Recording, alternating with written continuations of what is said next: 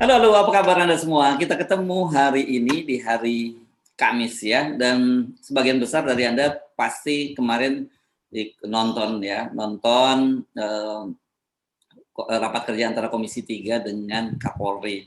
Kalau Anda nonton bagian awal, banyak yang saya lihat komentar-komentarnya banyak yang jengkel banget dengan anggota DPR, terutama Komisi 3 karena puji rata-rata semua mengapresiasi dari Pak Kapolri gitu ya, dan kesannya memang terkesan kalau orang Medan nyebutnya itu angkat telur lah gitu ya. Tapi sebenarnya begitu sore hari banyak juga yang kritis seperti Beni Harman dan kemudian Mulfahri Harhab, terutama menurut saya rekomendasikan Anda nonton di Head Suberno Point itu, konten saya ambil pernyataan dari Mulfahri Harhab itu sangat tajam ya berkaitan dengan kasus Verdi Sambo ini. Kalau yang lain mengapresiasi kinerja dari Kapolri, ya justru menurut Mulfahri ini biasa aja lah prestasi Kapolri gitu ya, karena justru kenapa? Karena ini kan kasus yang harusnya bisa selesai tinggal polsek dan dalam hitungan hari, tapi ini sampai 50 hari gitu baru selesai gitu logikanya Mulfahri. Nah, menurut saya menarik juga. Jadi di tengah banyak sekali skeptisisme publik terhadap Komisi 3 kan gitu ya, yang dipicu oleh Pak Mahfud.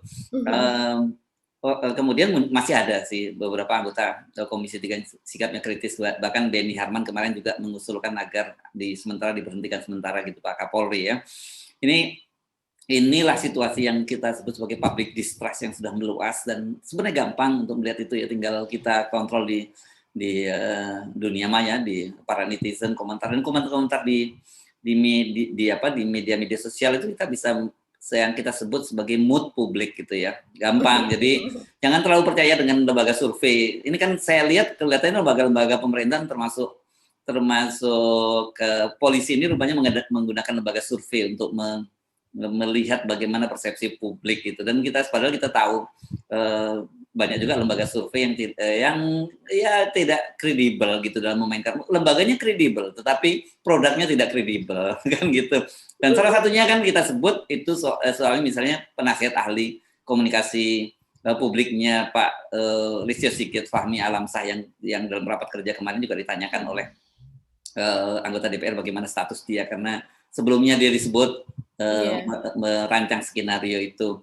Nah, yang gini-gini kan kita melihat, dan kita sebagai sesama orang di media kita senyum-senyum kalau disebut bahwa Fahmi Alamsyah ini sebagai wartawan senior. Dia nggak punya pengalaman. Saya kira mungkin nulis berita satu pun belum pernah dia kok disebut wartawan senior gitu ya. Tugas dia benar itu seperti yang dikatakan oleh Profesor Kiki ya. Ya itu kerjaannya itu bagi-bagi amplop, bukan ya kan gitu.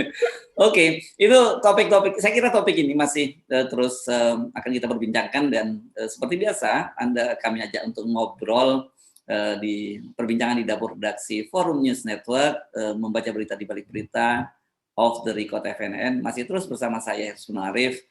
Dan saya Agi Beta, senang sekali kembali menjumpai Anda. Ini masih terus bergulir ya masalah update soal Yosua ini begitu. Dan kemudian kalau melihat rapat kemarin itu yang terbaru, hanya sedikit saya rasa ya Mas Hersu ya. Ya, yang terlalu dikit ya. Nggak banyak. Salah satunya saya kira yang menarik, dan itu tidak muncul di dalam rapat kerja ya, tapi kepada media setelah itu doorstop interview gitu ya ke media ya. Itu persoalan yang bahwa Pak Verdi Sambo sudah mengajukan pengunduran diri ke Polri gitu. Dan seperti biasa ketika saya baca itu banyak langsung tolak Pak, tolak gitu di komentar-komentar di netizen ini. Saya bertanya apa nih? Rupanya para netizen ini curiga ya dengan ini orang kalau udah kadung bikin kesalahan selalu dicurigai. Ini bikin skenario baru apa lagi nih dari Verdi Sambo dengan mengundurkan diri dari Polri gitu ya Mbak ya? Iya. Bukankah kalau seseorang mengundurkan diri itu juga ada alasannya Mas Hersu di situ? Jadi mengundurkan diri karena apa begitu. Nah, sementara ini kan perbuatannya juga dia lakukan ketika dia masih menjadi Kadif Propam dan juga pimpinan Satgasus begitu. Sesuatu yang sangat tinggi. Dan sekarang kalau seandainya dia mengundurkan diri, pasti dia harus mencantumkan juga alasannya apa. Makanya Pak Listio Sigit juga mengatakan apakah itu nanti bisa diproses atau tidak begitu ya.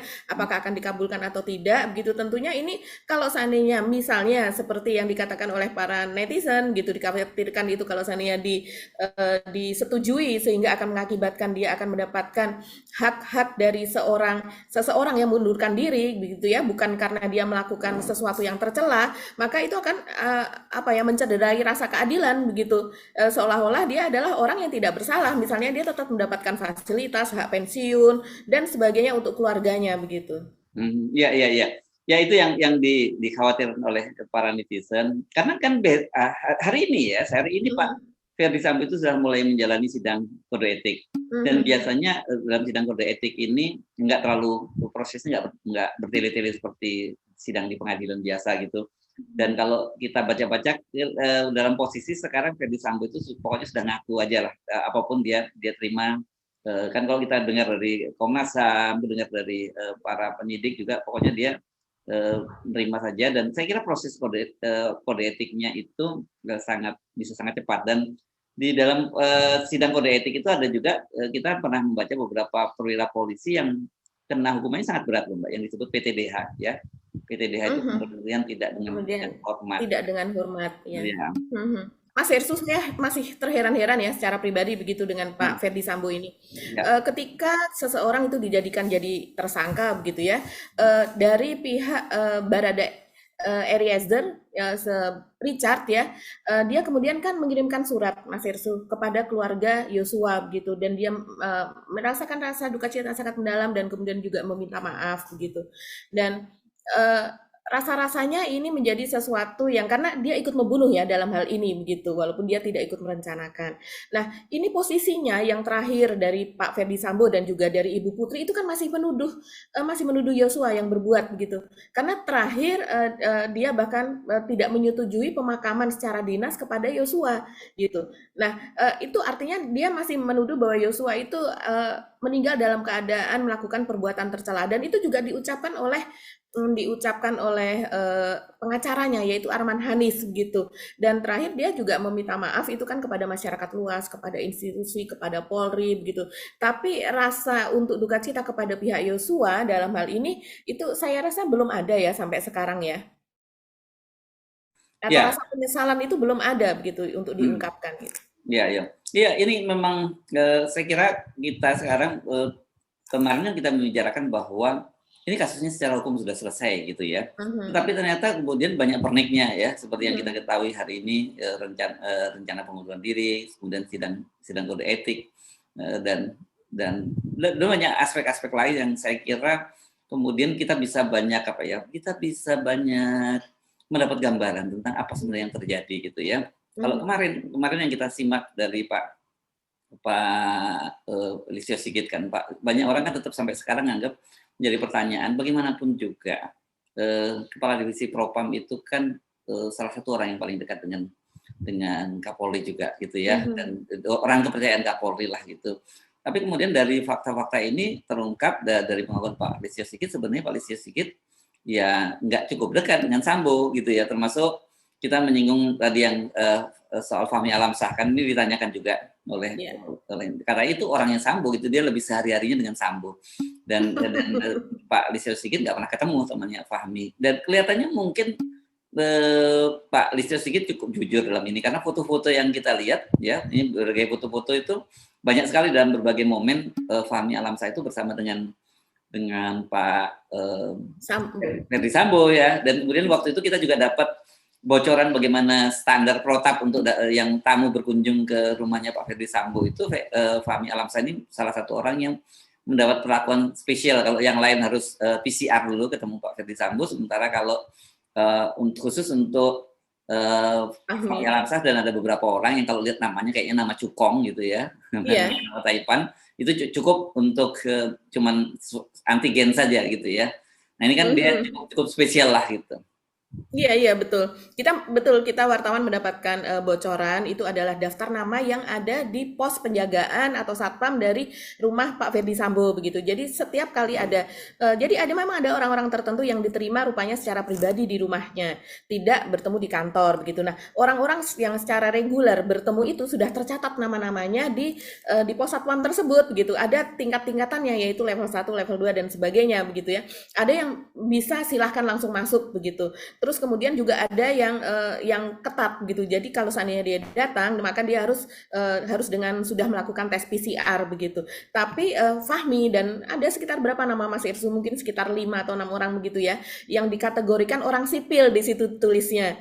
Orang sipil ya, mereka yang kategorinya adalah para sahabat dari Pak Ferdi Sambo tersebut, yang dia bisa menemui Pak Ferdi Sambo tanpa melakukan tes PCR, jadi cukup dengan swab saja. Nah ini tentunya istimewa ya, artinya memang sampai dicantumkan namanya di pos penjagaan tersebut, dan dia secara reguler tentunya sering datang ke situ, sehingga para penjaga itu juga mengenal namanya. Ketika hanya disebutkan di situ Fahmi Alamsyah, mereka juga tahu begitu ya. Nah berkenaan dengan yang ini tadi soal bahwa Pak Listio Sigit mengatakan bahwa Pak Sambo ini bukan sahabat gitu dia. Hubungan kami adalah sebatas hubungan struktural begitu kan katanya. Jadi adalah hubungan antara atasan dan anak buah. Nah, kalau melihat dalam ini saya rasa ini merupakan kisi-kisi ya Mas Hersu, bahwa pengangkatan dari Pak Sambo sendiri itu yang merancang bukanlah Kapolri, bukanlah Pak Listio Sigit sendiri gitu. Biasanya sebagai Kapolri dia kan memiliki hak untuk mengatur siapa saja yang dia angkat, terus kemudian yang menduduki posisi tertentu sebagai kepala divisi, di bawahnya kemudian menjadi kepala biro dan seterusnya dengan jabatan misalnya bintang 3, itu seperti Kabar Eskrim dan jajarannya adalah bintang 3. Terus kemudian ke bawahnya itu adalah bintang 2 dan sebagainya, itu adalah hak dari Kapolri. Tapi kalau kita melihat di sini hubungan antara Pak Kapolri dengan Pak Ferdi Sambo, di mana jabatan Pak Ferdi Sambo ini kan sangat kuat, jabatan sangat strategis, polisinya polisi, kalau kata Pak Susno Duaji adalah dewanya polisi begitu. Tapi ternyata jabatan itu sepertinya memang bukan Pak Ferdi Sambo sendiri yang menentukan.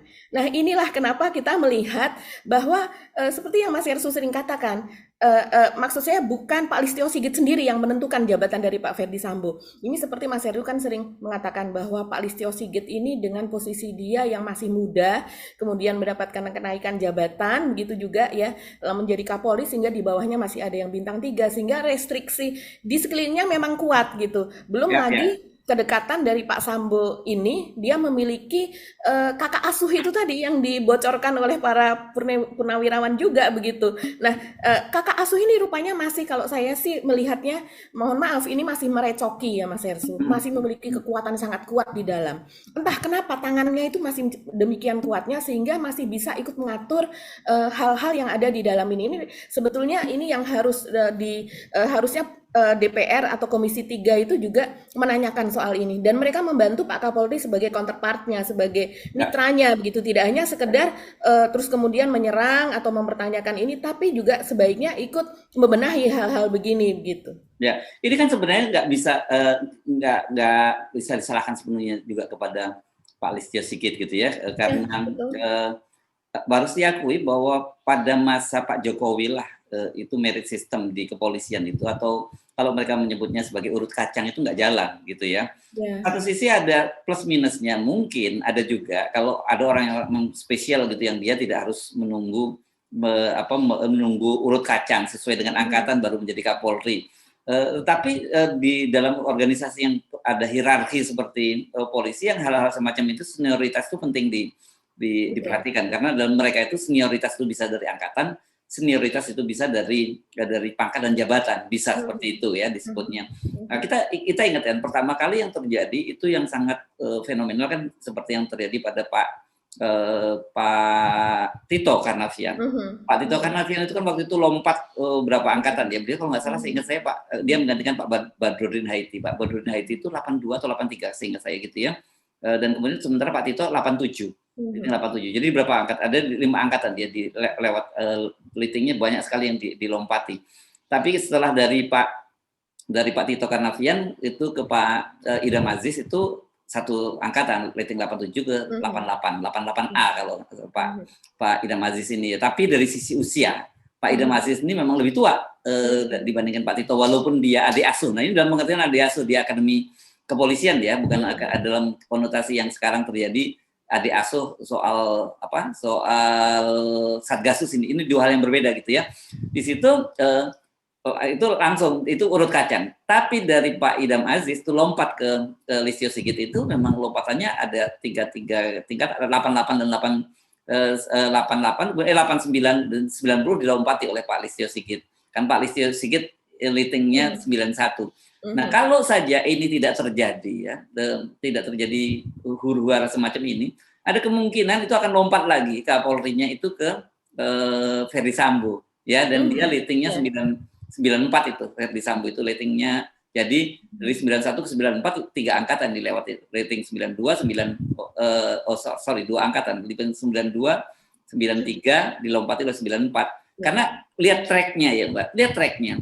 Rata-rata orang yang dalam, kita lihat dari Kapolri yang dua terakhir saja itu rata-rata tracknya itu memang dari divisi Kadif Propam itu nanti kalau kayak Idam Aziz Kadif Propam, dia tracknya dia ke Kapolda Metro Jaya dulu, dari Kapolda Metro Jaya dia kemudian menjadi Kabar Eskrim, ya, dari Kabar Eskrim kepada jadi Kapolri. Sementara pada kasus Listio Sigit, dia dari Kapolda Banten, dia langsung menjadi Kepala Divisi Propam, ya, dia ajudannya Pak Jokowi gitu ya, di Propam, tidak melalui Polda Metro Jaya, dia langsung menjadi Kepala Bareskrim, dari Kepala Bareskrim dia kemudian menjadi Kapolri. Nah, gitu kan. Jadi memang kelihatan sekali ada beberapa orang yang mengalami percepatan, dan saya kira ya satu faktor di luar ada pergengan tadi. Itu pergengan itu bisa aja karena satu karena angkatan gitu ya. Kedua karena tadi hubungan kakak asuh dan adik asuh dalam pengertian di akpolnya itu juga bisa terjadi. Tetapi yang terbaru juga yang kita lihat itu rupanya soal apa ya, ini soal korps juga ada, bisa geng itu, korps reserse atau korps brimob dan sebagainya gitu, itu bisa semacam itu. Nah, dalam kasus ini sekarang ada soal Satgasus kan yang disebut sebagai pergengan. Nah, dalam pergengan semacam inilah kemudian Pak Listio Sigit itu masuk gitu. Jadi sebagai junior bagaimanapun juga sekarang bintang 3 yang di atasnya itu mulai Kabar Eskrim, Irwasum, Kabar Intelkam, Kabar Harkam, dan semua Kalemdikpol itu semua seniornya dia gitu. Jadi bisa dibayangkan situasinya Mbak secara psikologi gitu. Iya, dan ini semua tidak terlepas dari peran dari kepolisian yang kemudian memang sudah melenceng dari cita-cita reformasi begitu ya. Karena memang cita-cita reformasi kan seharusnya peran kepolisian itu dikeluarkan dari ABRI kemudian menjadi tersendiri, menjadi aparat ya bisa dikatakan untuk melayani sipil dan aparat sipil begitu, untuk terus kemudian fungsinya adalah melindungi, melayani, dan tidak ada hubungannya dengan politik begitu. Tapi dalam hal ini kan kemudian ditarik kepada ranah politik, apalagi sekarang di masa Mendagri Pak Tito, padahal Pak Tito ini juga berasal dari awalnya dari Kapolri begitu ya, dan kemudian tapi ternyata sekarang beliau ini kekeh untuk mendudukkan para polisi, bahkan polisi yang sudah aktif, kalau dia kemudian nanti menjadi bupati atau kepala daerah gitu ya, kita kan ini kan akan segera ada pensiunan ratusan dari bupati dan kepala daerah gitu ya, wali kota dan sebagainya. Itu kita menduga, dan ini pengamat ya, saya lihat mereka sudah bisik-bisik, ini kuat sekali lah, bahwa akan dimasukkan polisi-polisi di situ. Dalam hal ini artinya adalah akan ada politisasi begitu. Dan kemudian kalau dia masih aktif, kemudian dia akan pensiun dini, sehingga bisa dia masuk ke sana. Ada 272 itu ya. Iya, betul. Dan itu sudah terjadi. Dan inilah yang 2003 ini ya. Iya, betul, itu sudah merusak jiwa dan kemudian dari tujuan sebenarnya dari polisi ini, Mas Ersu. Sehingga kita tidak bisa, itu kan sesuatu yang ini ya, yang sebenarnya interest, kita bisa melihatnya ini sebagai keinginan sebuah kelompok. Nggak mungkin itu hanya Pak Tito sendiri begitu ya. Kita melihat ini adalah sebuah kelompok, dan kemudian apalagi ya, ini sudah sebenarnya suara-suara seperti ini udah banyak dimunculkan dalam kasus ini, misalnya Dio Lipa misalnya sebagai pengacara yang dia mengaku kenal semuanya lah yang ada di Mabes Polri itu dia kenal, karena dia sering kali berperkara yang hubungannya dengan polisi begitu di pusat. Dan kemudian dia mengatakan bahwa saya sudah tahu sebelum ini terjadi, saya sudah tahu itu Sambo itu pengen menjadi Kapolri, dia begitu. Bahkan nextnya itu goalnya adalah menjadi presiden gitu. Nah, untuk mencapai itu dia kan perlu dana yang sangat kuat begitu. Nah, ini hubungannya, walaupun ini hanya kisi-kisi atau perkataan dari Dio Lipa begitu ya, tapi kalau saya melihat ini sebagai sesuatu tanda-tanda atau kisi-kisi seperti ini sebagai hal yang serius, karena kadang hal yang kecil itu seperti hanya rumor tapi suatu saat akan terjadi. Dan ini tidak hanya Dio Lipa yang mengatakan ini, Mas Eristu, seperti misalnya mantan Kompolnas Pak Muhammad Nasir, beliau adalah anggota Kompolnas tahun 2012 sampai 2016 kalau tidak salah ya, dia mengatakan ini bagaimana mungkin seorang yang dalam kacamata dia seorang yang memiliki penyakit kejiwaan seperti Sambo, artinya tidak bisa mengendalikan emosi, kemudian ketika menduduki sebuah jabatan itu dia tidak makin rendah hati dan kemudian mengayomi, tapi justru dia memiliki kekuasaan yang sangat kuat dan kemudian dia juga sudah mendengar begitu ya apa yang terjadi ketika Pak Sambo ini berkuasa, bagaimana jejak-jejaknya sebagai Kadif Propam yang sangat ditakuti, yang sangat menentukan nasib seseorang begitu, jabatan seseorang dan sebagainya ini, kemudian dia bisa terus naik bahkan lompat begitu, bahkan dalam 1 tahun dia bisa naik 2 bintang begitu. Itu dia betul-betul tidak mengerti. Ini artinya memang ada seseorang backing yang sangat kuat di belakang Pak Sambo ini, yang ada target tertentu gitu, ada proyeksi tertentu di kemudian hari begitu. Ya, ini kan sebenarnya sudah jadi rahasia umum, Mbak. Kayak gini nih, kalangan baik TNI maupun di Polri itu yang sudah diijon sejak mereka masih di akademi gitu ya. Dilihat siapa yang paling menonjol, siapa potensial, dan mulai di ini diijon oleh para taipan yang kemudian disebut oligarki tadi. Dan kemudian mereka ini ikut bermain terus sampai karir mereka ke depan itu. Jadi mulai dari akademi terus kemudian mereka dalam tanda petik pelihara, dan nanti ketika sampai pada satu waktu ketika mereka menduduki jabatan, disitulah mulai masa panennya terjadi. Itu dan itu juga terjadi dalam politik kita sebenarnya, fenomena presiden kita juga misalnya, pemilihan presiden yang sangat mahal itu menyebabkan kemudian ya hanya orang-orang yang bisa di-setir oleh para oligarki lah yang akan jadi presiden. Jadi semua ini carut marut itu karena itu tadi. Jadi tidak heran kalau kemudian ada orang-orang yang tidak berada dalam pusaran itu kan mereka selalu bercanda gitu. Katanya kalau jabatan itu kan sebenarnya ada 2, kata mereka. 1 garis tangan, yang kedua campur tangan. Gitu. Dan faktor campur tangan ini yang justru lebih dominan gitu dibandingkan dengan soal garis tangan. Garis tangannya bisa diubah karena ada campur tangan. Gitu. Ini jadi banyak hal sebenarnya dengan saya kan selalu menyebut makanya bahwa apa yang terjadi, polisi ini adalah simptom ya kalau untuk penyakit sebuah bangsa itu. Ini hanya jadi ya kita bisa melihat simptomnya itu dari kepolisian, bahwa sebenarnya bangsa ini sedang sangat sakit. Simptomnya kepolisian, karena sebenarnya penyakit yang sama juga muncul di tempat-tempat lain gitu ya. Cuman dalam kasus polisian ini kan kemudian meledak ya, karena kasus Verdi Sambo itu. Ini yang menurut saya diwaspadai. Jadi tetap saja menurut saya, meskipun sekarang ini kelihatannya polisi sudah secara terbuka mulai memanfaatkan kasus ini secara terbuka, kan Pak Kapolri dalam rapat kerja dengan DPR kemarin membuka secara kronologis sudah menceritakan itu. Tetapi tetap saja ada yang disimpan, misalnya persoalan kayak motif sampai sekarang juga belum disimpan gitu, belum dibuka juga. Jadi ini kita tidak bisa menyatakan bahwa ini perlawanan dari geng Sambo sudah bisa dipatahkan, belum tentu saja.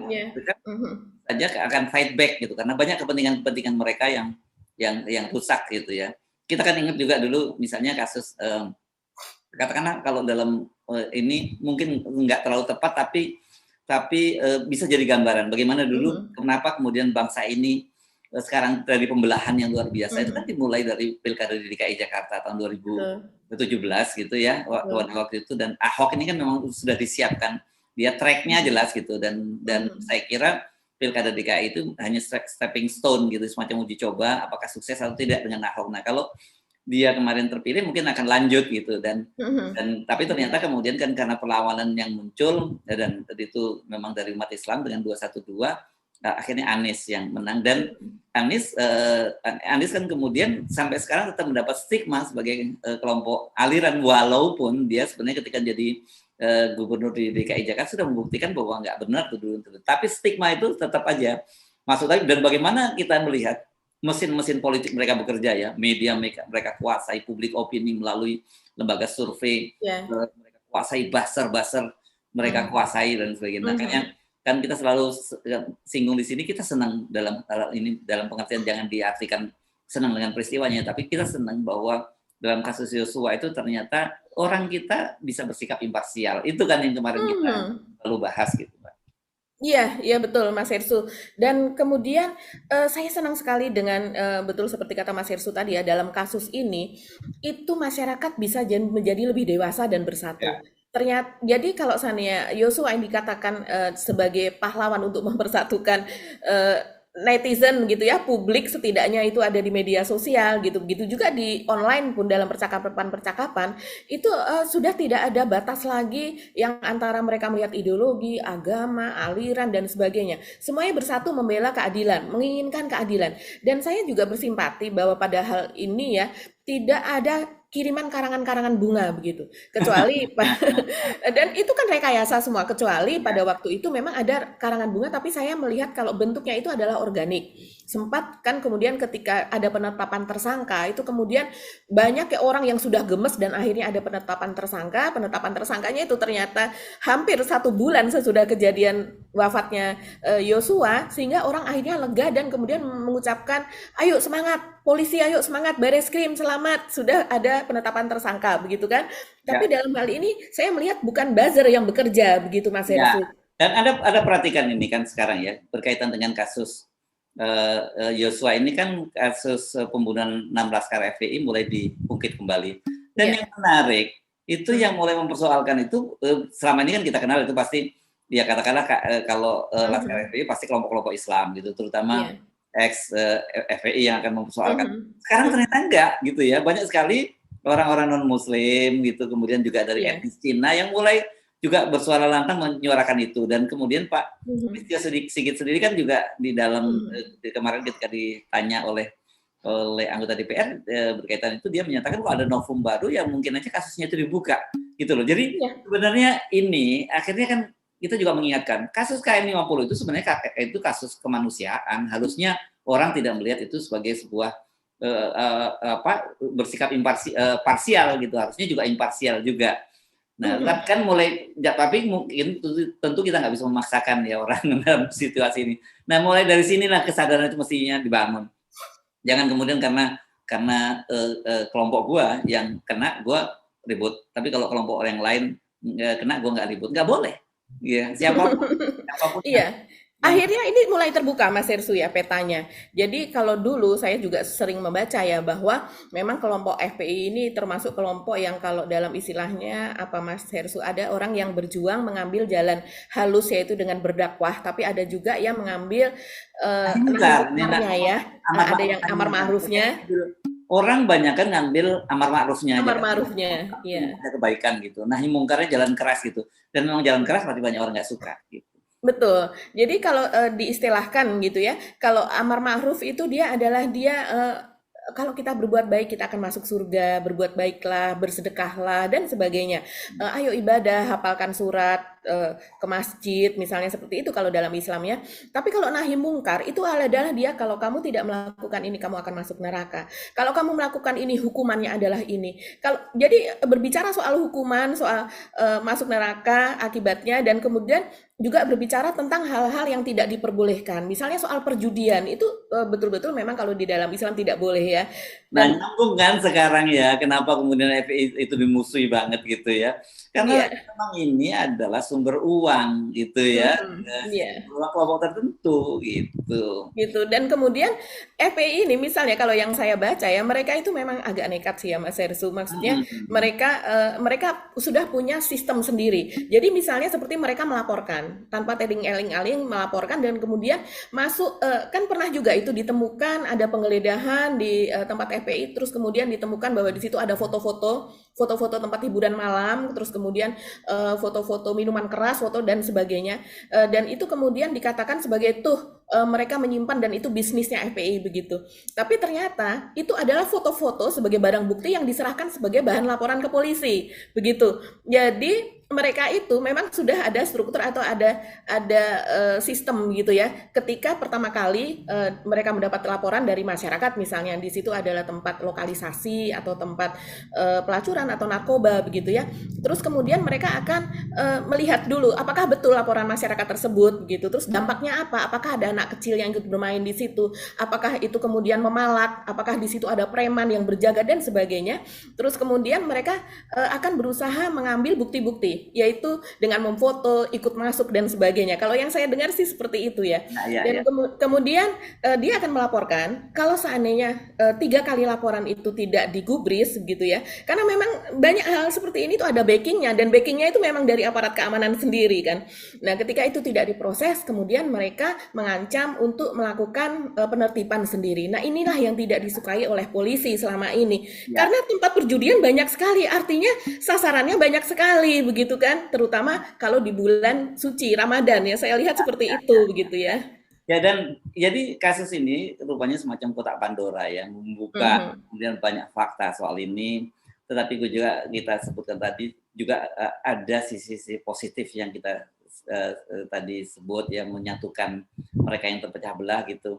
Dan kemudian kan kita juga ingat kemarin nih, saya lama berpikir gitu ya. Dan kebetulan juga saya juga dari keluarga militer gitu. Kemarin ada peristiwa di Bandung ya, Barat, di Lembang sih tempatnya gitu. Ada seorang letnan kolonel yang ditusuk itu oleh seorang anak pemilik toko bangunan gitu. Saya agak, dan disebutkan bahwa dia ini adalah sopir begitu ya, sopir yang mengantar anak majikannya untuk sekolah dan parkir sebentar, dan kemudian ditusuk oleh si anak pemilik toko ini.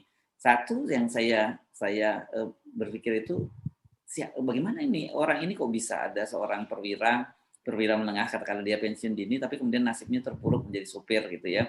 Dan temannya ini orang hebat-hebat nih, 82 ini angkatannya Pak Gatot Nurmantio gitu, ada Letnan Jenderal TNI Yayat dan sebagainya gitu ya. Betul, satu angkatan ya. Angkatan, dan ini mengundang kemarahan yang luar biasa dari kalangan purnawirawan TNI ya, di PPAD gitu ya. Pak Doni Monardo kan ketuanya langsung mengirim utusan untuk mendampinginya.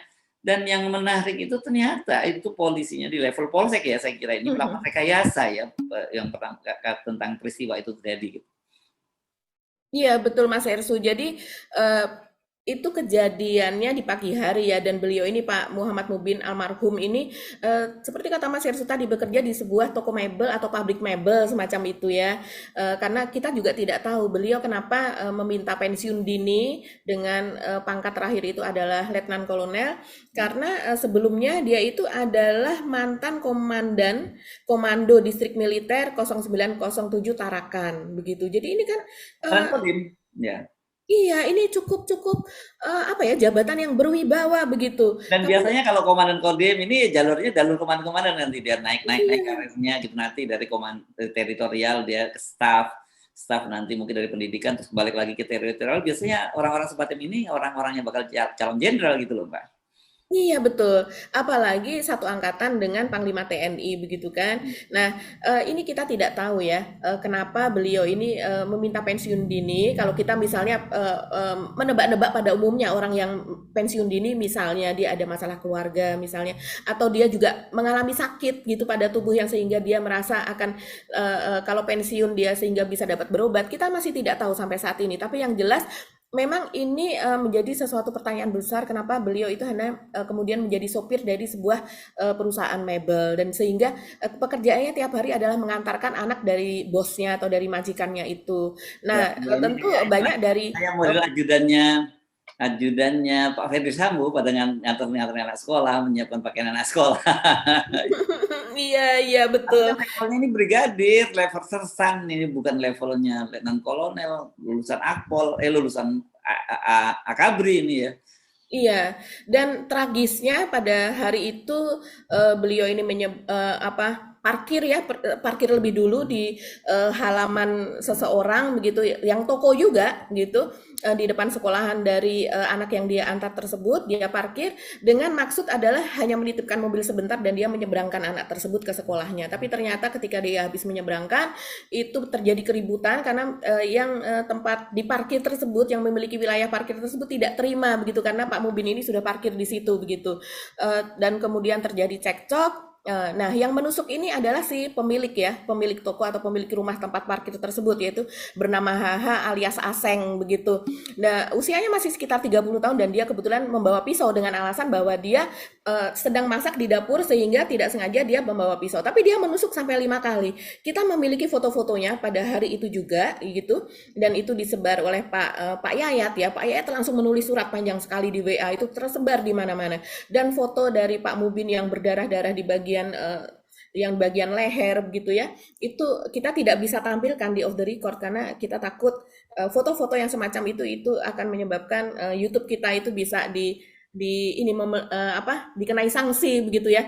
Tapi kejadiannya seperti itu. Dan kemudian katanya Pak Mubin ini meminta pertolongan, tapi pihak dari pegawai dari Aseng dan kemudian dari pihak Asengnya itu juga tidak memberikan pertolongan. Dia sempat berjalan begitu sehingga sekitar 50 meter dia kemudian tumbang kehabisan darah. Saya rasa sih seperti itu karena kemudian meninggal dunia. Nah, ini yang dikatakan oleh Pak Yayat nih, sayang sekali Mas Ersu, ini memang agak luput dari perhatian banyak media ya, walaupun ada yang menuliskannya secara lengkap tapi publik tidak banyak yang mengetahuinya. Padahal ini terjadi di tengah hiruk pikuk soal Sambo begitu, soal kepolisian yang sedang disorot begitu. Karena perilaku mereka yang sering merekayasa kasus. Nah, ternyata ini terjadi rekayasa kasus juga nih Mas Irsu di terbunuhnya Pak Mubin ini begitu. Kalau menurut Pak Yayat, antara lain Pak Yayat mengatakan seperti ini, saya bacakan saja kutipannya. Ada upaya-upaya Polsek setempat untuk merekayasa kejadian dengan meminta damai kepada keluarga almarhum dengan alasan bahwa pelaku orang kuat dan kenal dekat dengan Polda Jabar. Jadi pihak Polsek setempat menakut-nakuti gitu dari pihak keluarga dari Pak Mubin dengan mengatakan bahwa Aseng ini adalah orang kuat dan kenal dengan Kapolda Jabar.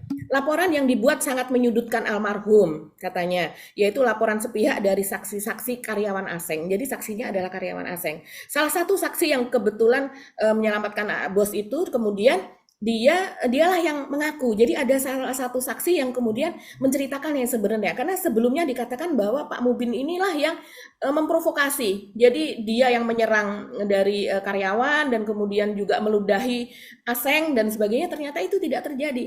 Dan ini kaitannya dengan CCTV juga Mas Ersu. Jadi dilihat CCTV-nya baru kelihatan bahwa itu tidak ada kejadian seperti itu begitu. Nah, ini akhirnya dari PPAD yaitu Persatuan Purnawirawan Angkatan Darat, bahkan Pak Doni Munardo sendiri sebagai ketua PPAD sebagai pimpinan itu menginstruksikan para jenderal turun gunung nih ceritanya begitu kan, mengawal kasus tersebut ke Bandung dan akhirnya kasus tersebut ditarik ke Polda. Dari Polsek ke Polres masih nggak beres juga kemudian ditarik ke Polda. Ini miris sekali loh Mas Ersu. Ini memperlihatkan bahwa bahkan di tengah kasus rekayasa Pak Sambo pun masih ada kepolisian yang masih berani begitu melakukan rekayasa, berusaha melakukan rekayasa kasus. Untungnya ini para sahabat-sahabat almarhum ini gercep gitu ya, bergerak cepat sehingga hal ini dapat diatasi dan sekarang kasusnya sedang berjalan. Yang tadinya kalau tidak salah akan dituntut dengan berapa ya? Yang hukumannya itu ya sekitar 2 tahun Mas Ersu. Dan kemudian akhirnya sekarang juntonya adalah 340. Jadi dia bisa dikenai hukuman yang hampir sama dengan Pak Sambo begitu. Rencana kalau 340 jadinya ya. Iya, betul. Jadinya seperti itu juntonya, iya. Ya. Oke, jadi banyak sekali memang catatan tentang kepolisian kita itu kemarin. Tapi kalau kita lihat perdebatan di DPR Komisi 3 banyak yang mereka yang menolak gitu ya. Kalau kemudian direvisi undang-undangnya. Tapi saya dengar juga P3 misalnya menyatakan bahwa ini akan dimasukkan ke dalam badan legislatif ya soal revisi ini karena bagaimana undang-undang kepolisian ini kan sudah berusia 20 tahun gitu dan harus mulai ada revisi dan yang ini yang sekarang masih terus jadi perdebatan, ada anggota pro kontra di kalangan anggota dewan gitu. Tapi ada juga dewan yang seperti saya sebut tadi Mulfahri Harahap misalnya yang dengan keras dia menyoroti bahwa banyak hal yang harus dibenahi dan itu bisa dimulai dengan revisi undang-undang kepolisian gitu. Iya, kita berharap kepolisian masih seperti kembali seperti dahulu, seperti harapan dari publik ya Mas Irsu, tidak Nah, dikendalikan oleh kelompok-kelompok tertentu, kemudian ya, masuk politik di situ, ada hubungannya dengan pencapresan 2024 yang hektik begitu ya, sehingga ya, memerlukan ya, dana besar sehingga dimanfaatkan oleh pihak tertentu ikut mencari dana misalnya kan ada sinyalemen seperti itu begitu. ya, ya, Kita ya. berharap ini polisi ini back to serve gitu, back to protect people gitu ya. Ya. Jangan malah justru menakut-nakuti. Yang terjadi sekarang, mohon maaf, itu orang kalau ketemu polisi takut, begitu kan? Di jalan ketemu polisi, "Oh, ada polisi," begitu kan? Ya, Ini ya. sayang sekali gitu, karena polisi ini adalah sahabat kita. Di SD, di TK, itu polisi datang dengan wajah gembira, polisi, sahabat anak-anak, kan seperti itu. Mestinya seperti itu gitu, ditanamkan dari awal bahwa polisi adalah pelindung kita. Kita kalau ada apa-apa larinya ke polisi, kita ingin seperti itu. Ya, ya, ya. Jadi jangan salah ya. Kan saya lihat juga ada yang emosional. Udah bubarkan aja ke lembaga kepolisian. Polisi itu tetap sangat diperlukan dalam situasi seperti saat ini kita tetap mau di mana pun juga namanya polisi itu diperlukan gitu. Tetapi itu saja yang kita perlukan polisi seperti apa gitu ya. Kalau polisi seperti Verdi Sambo itu ya memang wajah polisi sangat sangat mengerikan. Jangankan pada rakyat biasa, kepada anggotanya sendiri dia aja bisa berlaku telengas seperti yang terjadi pada Yosua gitu ya. Iya, Oke, dan ini Mas Irsu satu lagi bahwa polisi juga kalau apa namanya memperkerjakan atau dengan yang sipil itu yang lihat-lihat. Jangan hanya dilihat yang satu ideologi, satu aliran, sama-sama apa nah, gitu ya. Karena itu nanti akan apa kayak backfire gitu ke dirinya sendiri seperti taruhlah ini Fahmi Alamsyah. Ternyata dia malah melakukan sesuatu yang sangat-sangat ternoda begitu ya yang akhirnya semuanya itu semuanya galau, semuanya kecipratan kelakuan dia begitu yang ya, tidak terukur sama sekali dan tidak presisi sama sekali begitu. ya. Begitu juga seperti Pak Sambo. Walaupun ini kita akhirnya mendapati ya bahwa ternyata kuat itu perannya sangat besar. Oh, Seseorang yang dengan jabatan demikian besar tapi bisa dikilik-kilik hanya by pengaduan-pengaduan oleh Kuat Maruf gitu. Sehingga dia apa emosinya memuncak dan sebagainya. Padahal kita tahu ini orang sipil ini siapa. Nah, itulah mungkin kebijaksanaan ya Mas Sersu yang ya, harus ya. ditanamkan akhlak, moral dan sebagainya. Oke, Mbak Agi, kita mesti mengakhiri kita ya berkaitan dengan Verdi Sambo, tapi seperti kita katakan tadi bahwa Verdi Sambo ini bisa membuka kotak Pandora terhadap berbagai persoalan Ya. bangsa, dan ini pelan-pelan ternyata tanpa kita sadari dari kasus Sambo itu membawa kita kemana-mana. Dan satu hal yang menyedihkan bahwa kita semakin mendapati fakta, ya memang tanda-tanda kerusakan di negara kita itu sudah mulai apa ya mengkhawatirkan gitu. Dan tentu yang seperti kita sampaikan ada kegembiraan kita juga karena ada kesadaran bersama di kalangan rakyat, ada kesadaran bersama juga di kalangan internal polisi yang ingin melakukan perbaikan-perbaikan gitu. Mudah-mudahan saja selalu bahwa ini membawa kebaikan pada kita semua gitu ya. Selalu di balik kesulitan itu akan ada kemudahan kan gitu ya. Oke. Ya, oke, tetap bagi tetap 0% ya. Sampai jumpa lagi. Assalamualaikum warahmatullahi wabarakatuh. Waalaikumsalam warahmatullahi wabarakatuh. Terus komenan Apalagi nih, netizen ya di Allah Live Tuhan. Polri. Ya Allah Tuhan, kenapa menjadi begini di sini? Komplotan Sambo. Kok bisa dibilang saya komplotan Sambo emangnya? Dari segi apa Anda mengatakan saya komplotan? Aduh Tuhan. Ya. Silakan. Yo. Ya.